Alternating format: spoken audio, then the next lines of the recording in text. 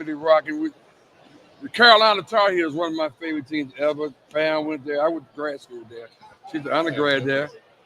So I'm had this young man just tell people who you are and what you're all about. Talk to us. Yeah, my name is Will Hardy. I play safety at the University of North Carolina. Um, Man, I'm glad to be here. It's been a fun day. It's been fun to talk with a bunch of people. I'm glad to be on the show. Oh man, we're glad to have you on. So, is this your first media day? This is my first media day. Tell me about it, because I know you guys been upstairs, right, and been around. Tell me about how you enjoyed the experience so far. Yeah, it's been an amazing experience. Blessed to be chosen by Coach Belichick to represent the Tar Heels. But it's been cool. Just the morning we were, out there, going different rooms, taking a bunch of different questions. A lot of generic stuff, but some funny stuff, and taking some cool picks. So it's been cool. So, Will, tell me about. We're going to ask all the guys. We're going to talk to Jordan next. How is it being on a team coached by Bill Belichick? Yeah, it's surreal, honestly. since that first meeting he showed up, man, it's been a pleasure. Like every meeting, you don't want to take it for granted because he's got so much knowledge about the game, and you never know what he's going to say and how valuable it is, just because of his experience and success he's had. He's been around every type of player and had so much success. So, any scenario that comes up in practice, any situation, he's experienced it so many times. So he's prepared, and he's preparing us each and every day. Awesome. We're talking to Will Hardy, who is the UNC Tar Heel. Hello, Tar Heel. Pam loves That's my favorite. Although when she was there, you weren't even thought of, so don't worry about it. You was back in the 80s, right? That's interesting. 70? 90. I'm a 91 graduate of UNC. He said, He's that far back. What he was thinking was, she don't look that old. Exactly. I would have guessed 2010s, maybe. I know. Thank you. I appreciate that. Now you're going to be my favorite player in the whole ACC. So tell us, any kind of cultural change this year with the new coach and as who the coach is. What's the culture of Tar Heels right now? I would say the biggest culture change has just been the competitive nature of our team now. The amount of maybe drills in spring ball or even summer workouts, just the competition that we have. We've got a lot of new players. Okay.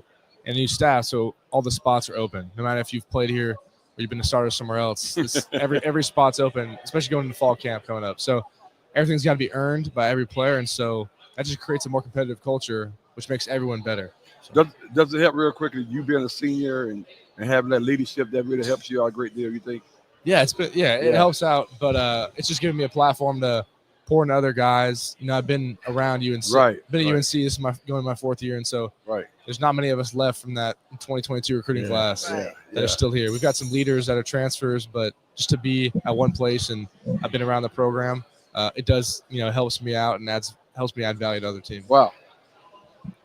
So I'm going to caveat that question when you talk about having a bunch of new players, everybody, so many new players. And one of the biggest things with playing together and being successful is the chemistry within the players. So what have you guys done, or what are you doing to build that chemistry together and get to know each other outside of the field? Yeah, I think, summer workouts is part of that, building chemistry and going through difficult, runs or lifts together. That just helps, create trust and everything. But we've had different team events, whether that's bowling, going golfing. Oh, yeah. Now we hang out outside of football a lot. Okay. We're there on campus all summer. There's no one else to hang out with other than so you got to hang out with your teammates. Yeah, we're spending time together. And then, whether you like it or not. So, yeah, you're gonna know everybody pretty well. We're there all day together. Yeah. So it's been great. And then fall camp coming around the corner. That's a time when we're really gonna bond, spend a lot of time together, meeting, but looking forward to it. Right. Wow, outstanding. This has been somewhat of a media blitz whirlwind, especially for you guys that have been there before, and then seeing all the stuff coming around for your new coach and all the media associated with it, and all the publicity. How are you guys as a team? The young guys that's just getting here, that's all they know. You guys are seeing the transition, seeing the change. How are you guys managing that as a team? Yeah, it's been cool to see. I think I just announced a version of College Game Day will come to our first game. Which, I just saw that. Yeah. Which that's awesome. Obviously, it doesn't really affect the way we play or the way we prepare, and you can't let it. a big game, you should be preparing the same as the biggest game of the year, as game 1, game 3, just whatever it is. And so I think it's important for the young guys to recognize that just because the media is on us doesn't change the way we approach things. Yeah. For me, I played a lot of games, whether those are big games, starting an ACC championship, or that's just a game in the middle of the year. You got to prepare the same way, and so that's important for us to recognize as we head into a big season. Wow, man. Talking to Will Hardy, man, the guys sit back down in the defensive backfield, man. This guy makes it all happen. My thing is that, and it's so much off what Kevin K-Mac mentioned, I know you guys got to be aware of just the whole thunderstorm of having Bill Belichick as your coach. And, I mean, social media, every time you turn around, all the guys he's coached, all the championships he's won. Was he different? Did he end up being different than what you expected before you got there once you met him? Yeah, I would say he is different than he maybe perceived. Okay. In the building, when you build a relationship with him, he's very personable. He'll crack some jokes in team meetings. Like really jokes, huh? Yes. And maybe he's joking with you, or he's joking at you because you messed up. Either way, it's a joke. Either way, it's a joke. So you'll take it. Exactly. Yeah, you learn from it. But there's been plenty of laughter, in the meeting room, all seriousness. Yeah. But he's a great coach, and he's a great person too. And it's honestly been cool to see that, because growing up, all you really see are the clips, maybe his interviews, or clips on the sidelines. And once you get to know him as a person, because those interviews, he's not the most personal person, but you find out to be a lot different than that, right? 100%. Yeah. So my question, we try to get to know you off the court field as well. So tell us something about you that you like to do, or special additional talent that you have that would surprise us. Yeah, I would say I'm just starting to get really into golf. Okay. So I was going to ask you how that golf thing worked out, that golf excursion you guys were at. Oh, yeah. How did that work out? We went to Top Golf as a team.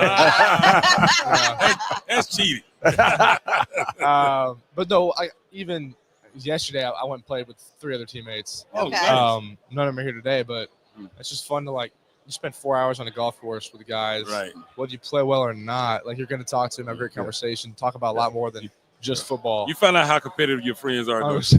Yeah. Yeah. You can find out about a lot about a person on that damn golf course. Let me tell you. You're like, you sure that was a 6? Yeah. Real quickly though, and of course you've done this many times. Get ready for the big game, that kind of thing. What are you rocking with in your headphones in the locker room or headed to the locker room? Who you rocking with?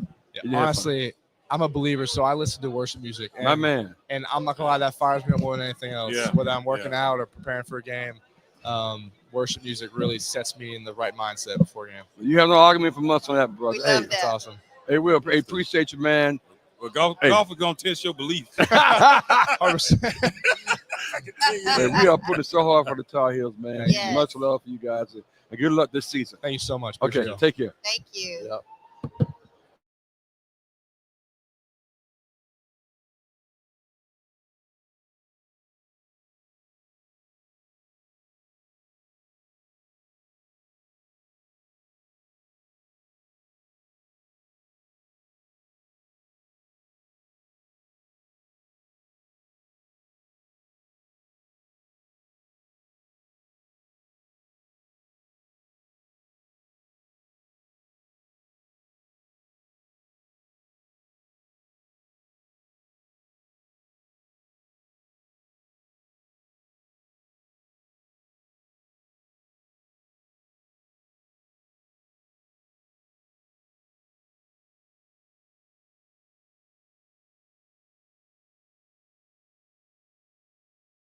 Streaming, so let me know where I Go, go. man.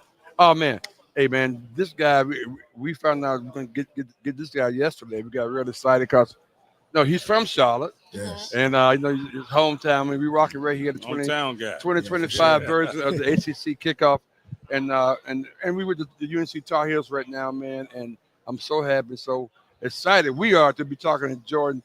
What's up, brother? How you doing? I'm doing good. How are you guys? Oh man, a friend of mine, Dale Vereen, used to work with your mother, and he told me when you went to Carolina, I said, man, that Jordan Ship, he the truth, brother. I appreciate So, it. so, I appreciate so, it. so talk about. I mean, last year, obviously, his first year, but coming into this second year, talking about what we can expect from you? Definitely a clean slate. You know, I'm just really I just want to come in and just be a leader, do what my team needs me to do, no matter if it's catching one ball or catching 100 balls, whatever I got to do for us to get the win, that's what I'm going to do. So, you know, just want to come in, like I said, just be a leader for the younger guys. As you know, we have a younger team. So, you know, I feel like I really just want to be able to just be able to lead those guys and just make sure they know they got support the same way that the older guys brought me under their wing. I want to do the same thing. Oh, that's great, man. That's great. Awesome. We are talking to fellow Tar Heel Jordan Shipp. Yes. Tar Heel.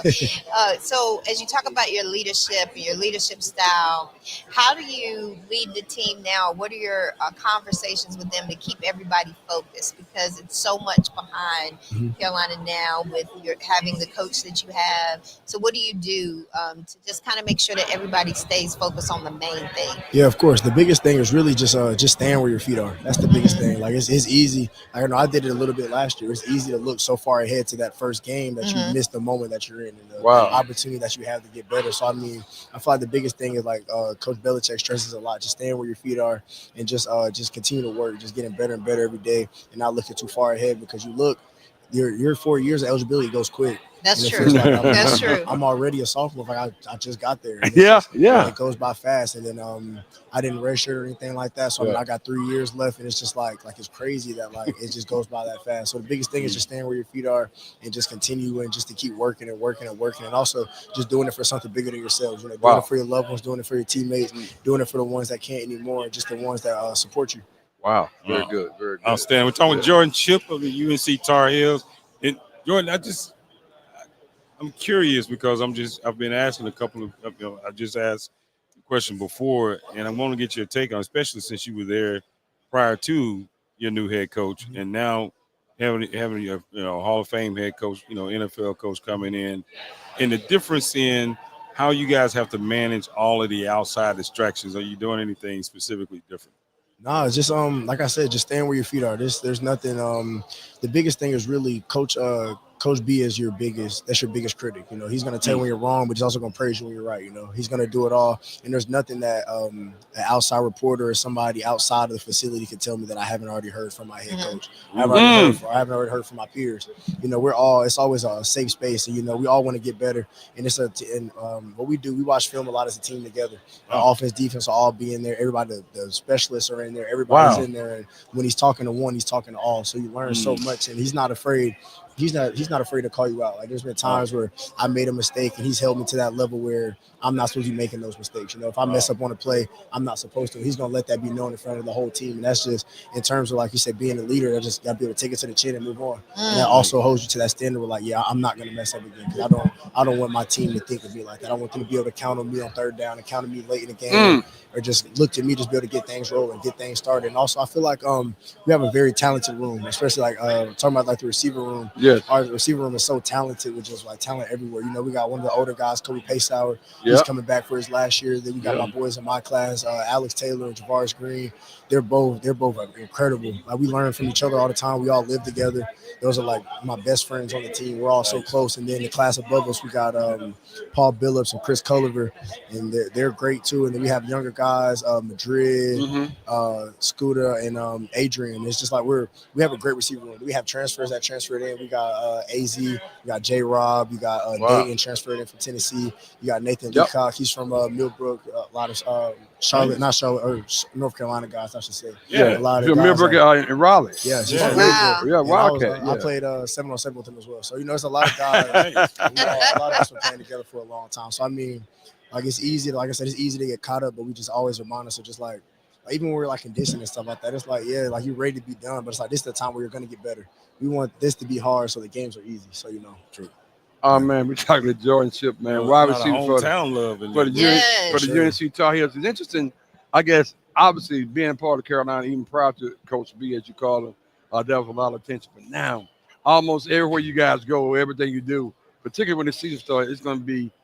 I mean, everybody wants to get a part of you guys. Yeah, for sure. So, how do you keep? How do you be where your feet are? Just gonna keep the main thing. You know, we're like I said, this is my first. I'm just happy to be here at the media day.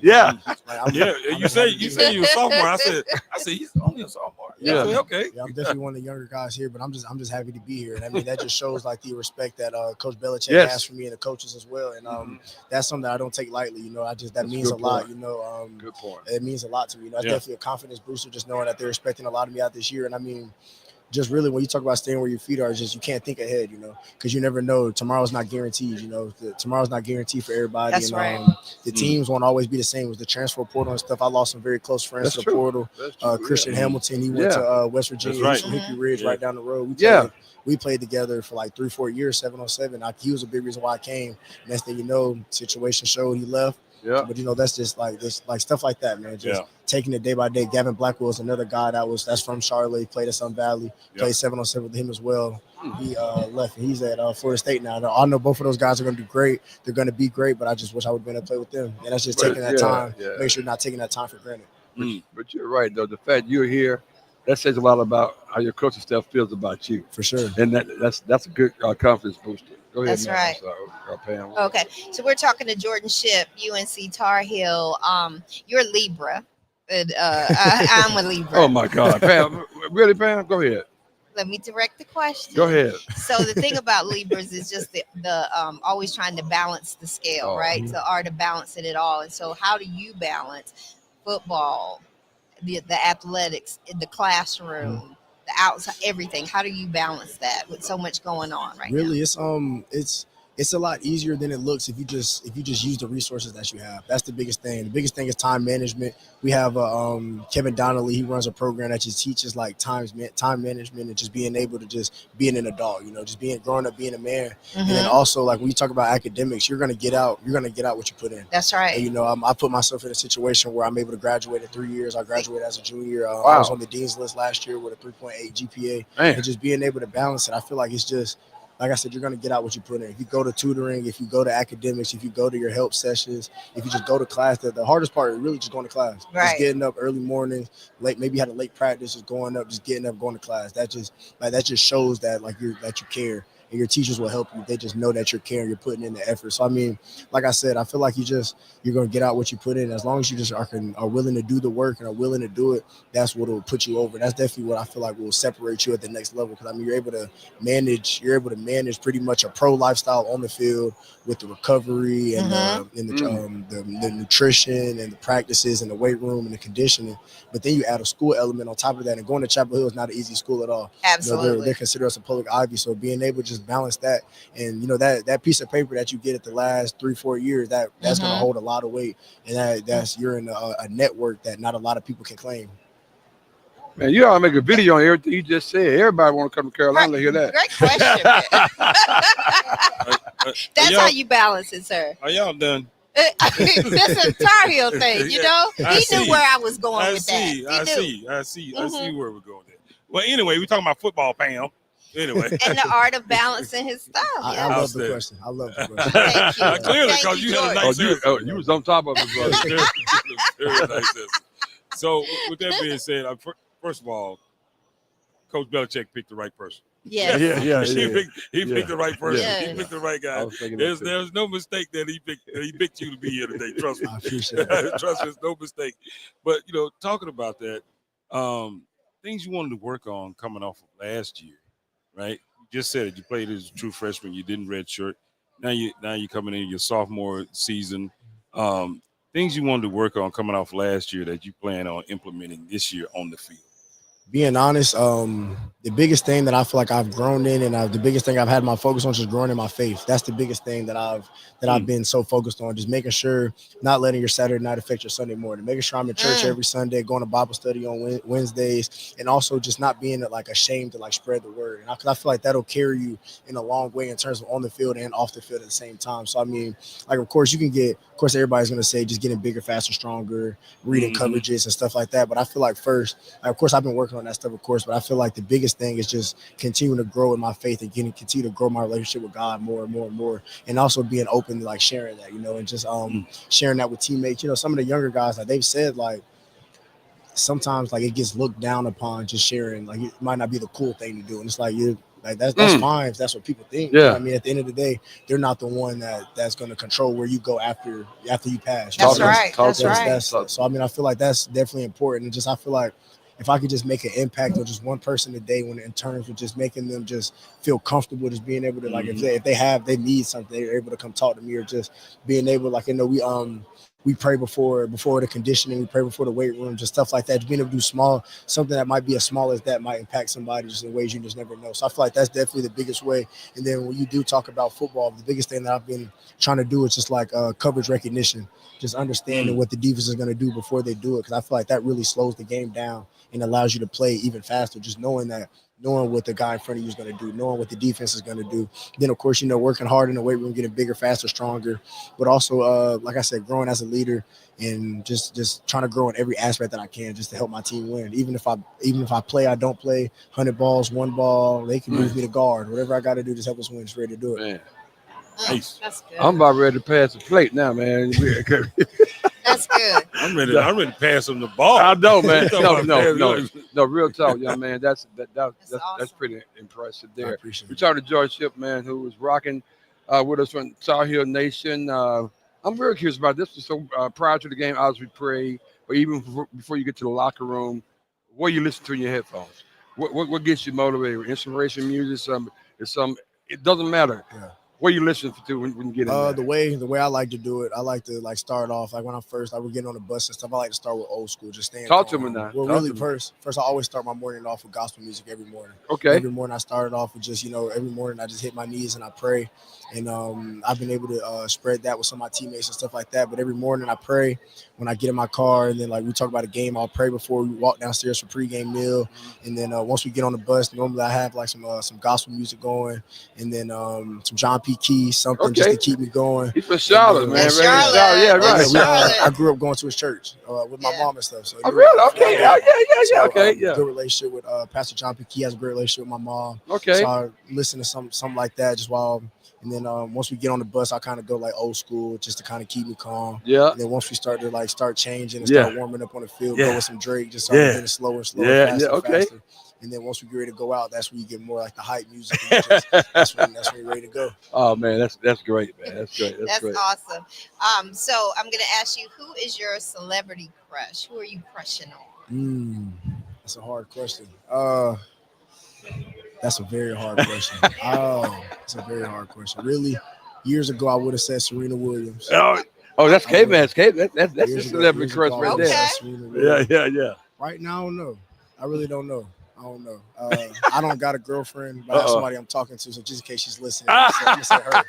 She knows. That's the right answer. Your girl should always be your superstar. Of course. You know what?